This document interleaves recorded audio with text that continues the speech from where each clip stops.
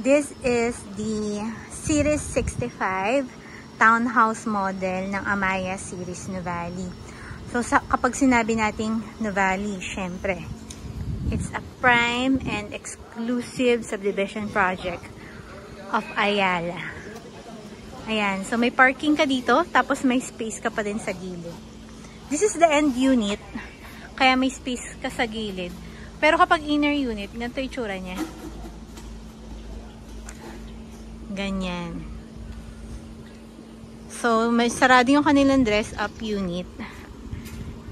Check natin itong turnover. So, yung turnover niya, ganyan na ganyan na. Ang maganda rito sa Nuvali talagang, since sikat ang Ayala properties when it comes to exclusivity and security na community, kapag maraming nagre-renta dito. Yan. So, we have our, of course, we have our restroom here. Currently, ito ay nasa 5.7. Then, pwede mo siyang i-loan through bank financing. We also assist naman din sa, kaya maraming tatanong sa akin, ano kailangan pag bank financing? We do assist with the bank financing application. So, kailangan mo lang mag-submit ng requirements. So, ito, dalawa CR niya. Ito yung pangalawa. Then, this is the first room.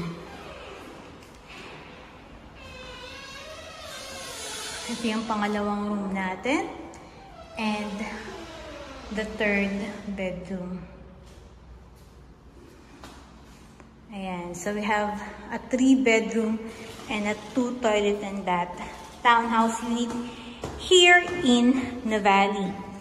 So, pag sinabi natin Nuvali, of course, diba? Talagang prime real estate by Ayala yan. Sold out na yung kanilang phase 1. So, ang may available na lang is sa phase 2. So, yun nakikita niyong bahay sa labas. Before pa matayo yan, sold out na siya. Ayan. So, if you have questions, just message me.